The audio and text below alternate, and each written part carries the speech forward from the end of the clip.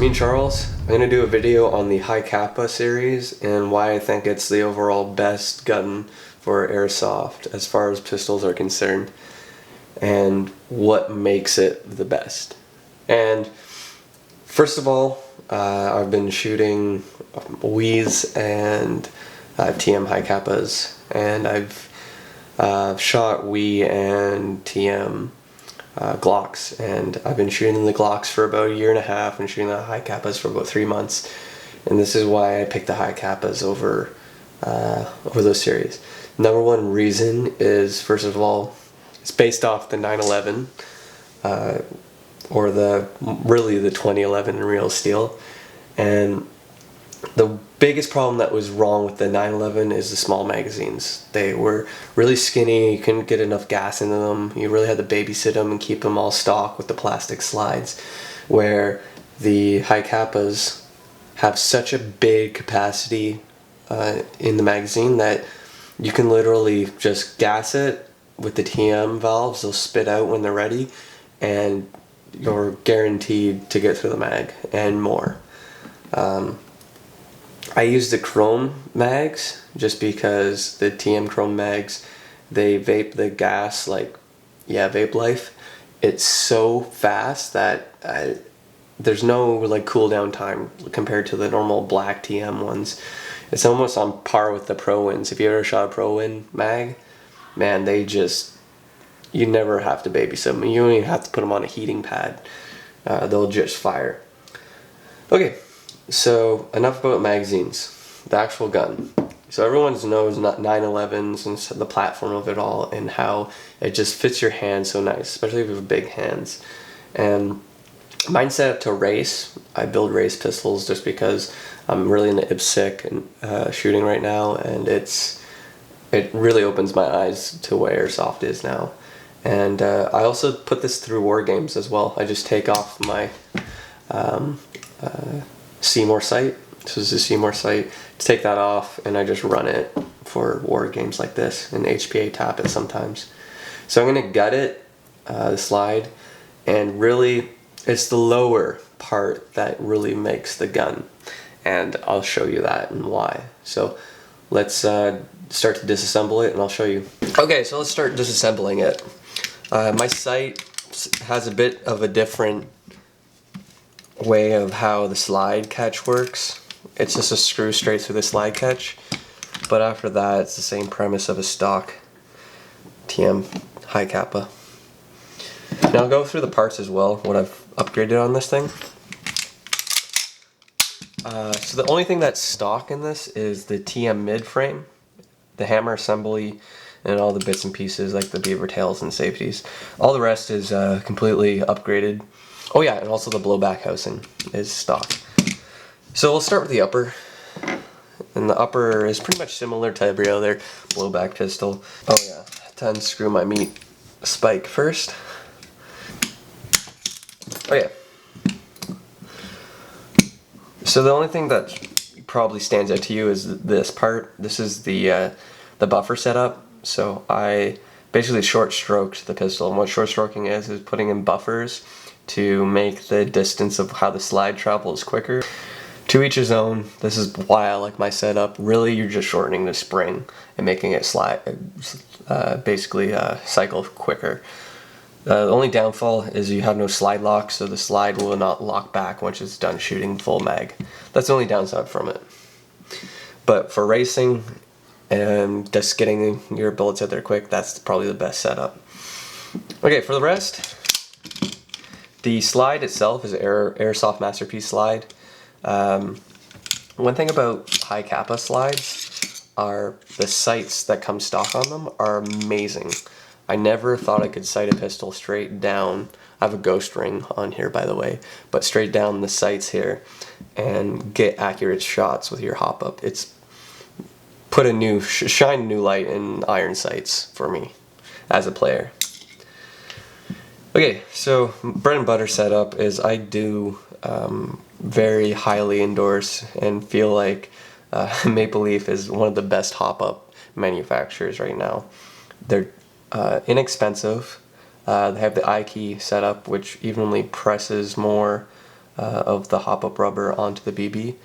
The Maple Leaf Decepticon 60-degree bucking is my favorite bucking for pistols on the market.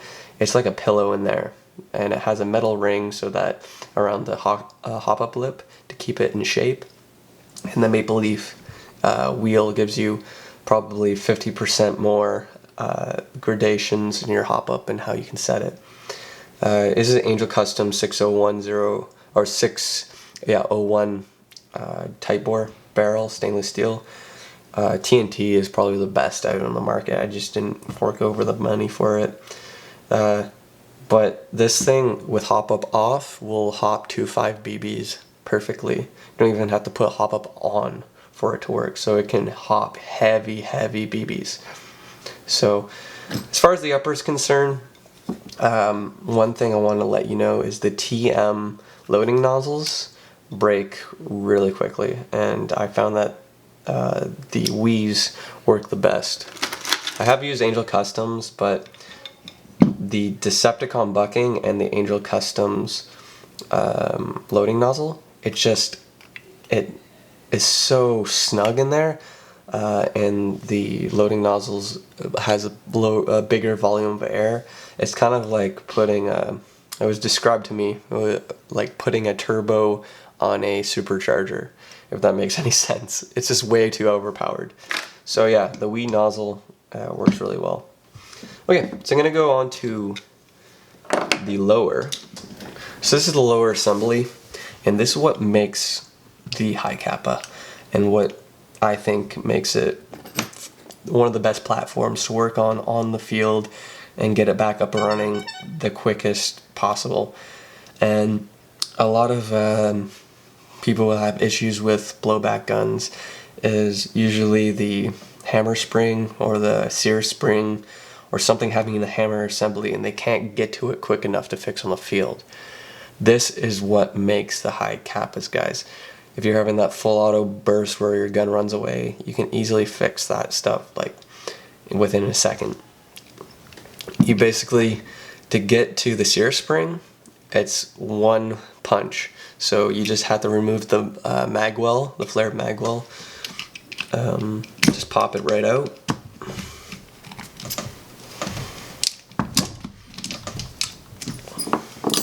Take off the magwell. Now this is the hammer spring assembly. You have the hammer spring straight in here. Usually there's a pin to stop it from flying out. The cheaper guys don't have that, but you just shake it out and boom, there is your sear spring. You've got to your internal spring in literally one step, and that's what makes the HI-Capa and the 911s, I think. So you would just replace it if you don't have prior knowledge of it, or you can bend it certain ways to fix it, or even bend it ways to make it better. Like I've bent this so that my beaver tail is not active, doesn't work at all. And I like that, so when I draw, sometimes my hand doesn't get a good grip on it, I can fire. And a lot of people say they don't like 911s or HI-Capas because of all the safeties. That is a downfall, but honestly it's not once you get into discipline and wanting to improve your shooting game. Okay, so next step is another problem is sometimes the trigger, and the trigger not activating the hammer. And I'll show you how easy and quick it is to go to that. So let's say the trigger's not activating the hammer. How do we get to there? What we do is we unscrew the grip screws,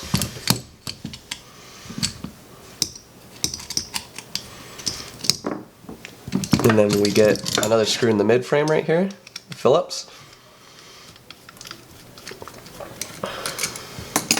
We unscrew that, and then boom, pop it off, and we've separated the lower from the mid frame that quickly, guys.